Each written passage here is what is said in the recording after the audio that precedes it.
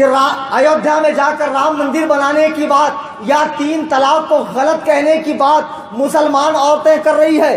اگر واقعی یہ لوگ مسلمان ہیں تو سن لے، خدا کی قسم ان کا اسلام سے رشتہ ٹوٹ چکا ہے.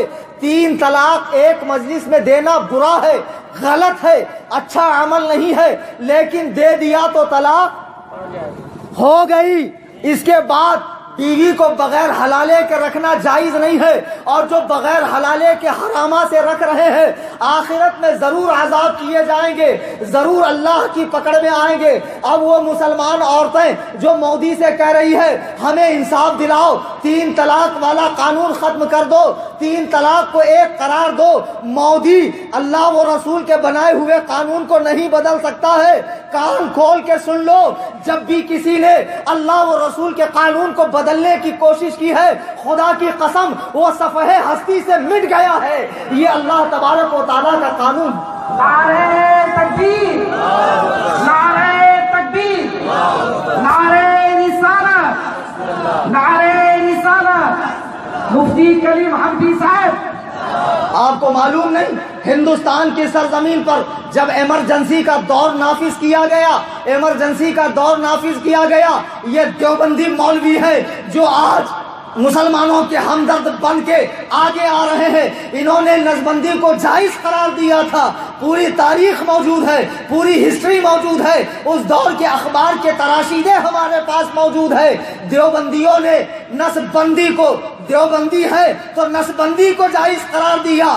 اور یہی اندرا گاندھی کے پالتو کتے بریلی میں گئے. حضور مفتی اعظم اعلیٰ حضرت کا بوڑھا شیر لیٹا ہوا ہے، اعلیٰ حضرت کا بوڑھا شیر لیٹا ہوا ہے. حضور مفتی اعظم سے کہا جا رہا ہے آپ نسبندی کو جائز کر دیں. حضور مفتی اعظم نے فرمایا میری کیا اوقات میں جائز کر دوں، شریعت نے حرام فرمایا، نہیں ہو سکتا. ایک انجینئر کہتا حضرت یہ بتائیے اگر نسبندی نہ کی جائے لوگ بڑھتے رہیں گے پھر لوگ رہیں گے کہاں؟ مثال کے طور پر ایک آدمی کے پاس 1 ایکڑ زمین ہے، 10 بیٹے پیدا ہو گئے. اب اگر 10 بیٹے پیدا ہو گئے تو زمین ڈیوائیڈ ہو گئے، تھوڑی تھوڑی لوگوں کے حصے میں آئی، پھر ان کے بچے، پھر وہ ان کو ملے گا کیا؟ وراثت میں کچھ نہیں ملے گا. اگر ایک بیٹا ہوتا تو پورا اسی کو ملتا. اسی طریقے سے حضرت ایک بہت بڑی جگہ ہے 10 بائی 10 کی جہاں ایک فیملی رہتی ہے. اب اگر 10 بچے ہوں ان کی شادیاں ہوں تو وہ کہاں رہیں گے؟ مفتی اعظم نے فرمایا سنو وہ زمانہ الگ تھا جب 10 بائی 10 کے کمرے میں ایک فیملی رہتی تھی. اب اللہ نے سائنس کو ترقی دی ہے، سائنس 10 بائی 10 کی جگہ میں 100 مالے کی بلڈنگ کھڑی کرتا ہے اور پورا ایک گاؤں اس کے اندر رہتا ہے. ارے اگر آبادی بڑھ رہی ہے تو ترقی بھی تو بڑھ رہی ہے. آبادی بڑھ رہی تو ترقی نہیں بڑھ رہی ہے. اور جیسے پیدا ہونا شروع ہوئے ویسے مرنے کا بھی سلسلہ جاری ہے. جب وہ لوگوں نے بہت فورس کیا تو حضور مفتی اعظم نے فرمایا سنو حکومت تو بدل سکتی ہے، بریلی کا فتویٰ نہیں بدل سکتا. دنیا نے دیکھا نائب غوث اعظم ولی کامل سرکار مفتی اعظم کی زبان سے جو بات نکلی وہ پوری ہو کر رہی. کانگریس کا خاتمہ ہو گیا اور کانگریس کا پھر اقتدار میں نہیں آئی، برسوں تک اقتدار میں نہیں آئی.